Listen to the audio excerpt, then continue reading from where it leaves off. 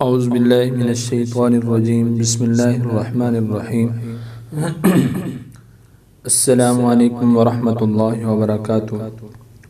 معزز سامعین، سب سے پہلے میں آپ کو اپنے اس چینل میں خوش آمدید کرتا ہوں۔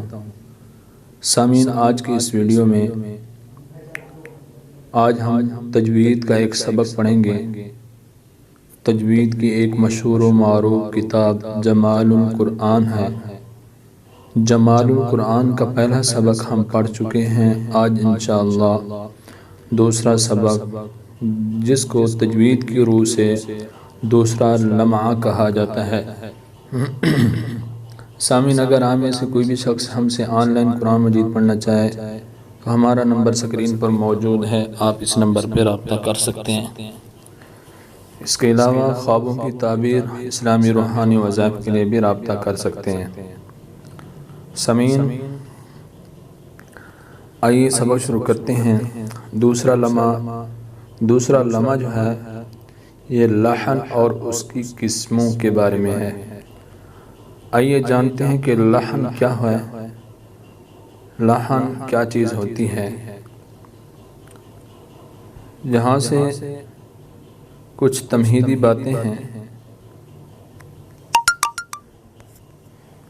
خطبہ دیباچہ تجوید کی اور اس کی حقیقت بیان کرنے کے بعد اب دوسرے لمحہ میں مصنف رحمۃ اللہ علیہ لحن اور اس کی قسمیں بیان فرما رہے ہیں۔ لحن کے معنی تجوید کی کتابوں میں غلطی کے آئے ہیں۔ تجوید کا اصل مقصد بھی یہی ہے کہ قرآن مجید کے غلط پڑھنے سے بچا جائے۔ پھر اس لحن کی دو قسمیں ہیں۔ نمبر ایک، لحن جلی یعنی بڑی غلطی۔ نمبر دو، لحن خفی یعنی چھوٹی غلطی۔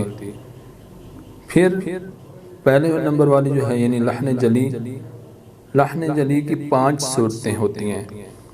نمبر ایک حرف کی جگہ دوسرا حرف پڑھا جائے، جیسے الحمد کی جگہ الحمد وغیرہ پڑھنا۔ دوسرے نمبر پر کسی حرف کا کم کر دینا، یعنی حرف تو ہو اس کو نہ پڑھنا، جیسے لم یولد کی جگہ لم یولد پڑھنا۔ تیسرے نمبر پر جو تیسری قسم ہے لحن جلی کی، کسی حرف کا زیادہ کر دینا، یعنی حرف تو نہ ہو اس کو پڑھ دینا، جیسے الحمد کی جگہ الحمدللہ، دال کو آگے واو کے ساتھ ملا کے پڑھنا، یہ ہے۔ چوتھے نمبر پر زبر، زیر اور پیش اور جزم میں سے کسی ایک کو دوسرے کی جگہ پڑھ دینا، جیسے انعمت کی جگہ آنا آماتا، یعنی کہ میم کے اوپر نون کے اوپر زبر وغیرہ پڑھنا۔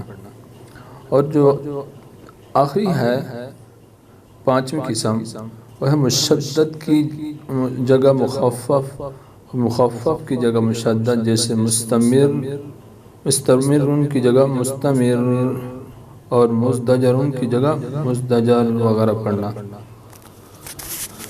سامعین، لحن کا جو مطلب ہے، آگے بڑھتے ہیں کہ لحن جلی کا کیا مطلب ہے۔ لحن جلی کا مطلب بھاری اور کھلی غلطی ہے۔ ٹھیک ہے، اب یہاں سوال پیدا ہوتا ہے کہ بھاری غلطی اس کو کیوں کہتے ہیں؟ تو اس کا جواب یہ ہے کہ یہ ایسی غلطی ہے کہ قرآن مجید کے الفاظ میں تبدیلی آ جاتی ہے۔ پھر سوال ہوتا ہے کہ کھلی غلطی اس کو کیوں کہا؟ اس کا جواب یہ دیا کہ اس کو ہر وہ شخص سمجھ سکتا ہے جو تجوید سے معمولی سا تعلق رکھتا ہو۔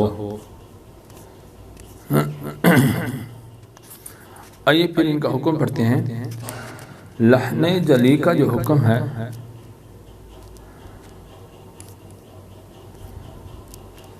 کہ ایسی غلطی کرنا حرام ہے۔ ایسی غلطی کرنے سے قرآن مجید کے معنی میں تبدیل کیا آ جاتی ہے؟ یوں سمجھے کہ ایسی غلطی کرنے سے تبدیلی آ جاتی ہے اور بعض دفعہ نماز بھی ٹوٹ جاتی ہے۔ آگے ہے دوسری قسم لحن خفی، صفات عارضہ کو ادا نہ کرنے سے جو غلطی پیدا ہوتی ہے اس کو لحن خفی کہتے ہیں۔ صفات عارضہ یعنی چھوٹی غلطی، زبر اور پیش والی را کو پر پڑھنے کی بجائے باریک پڑھ دینا،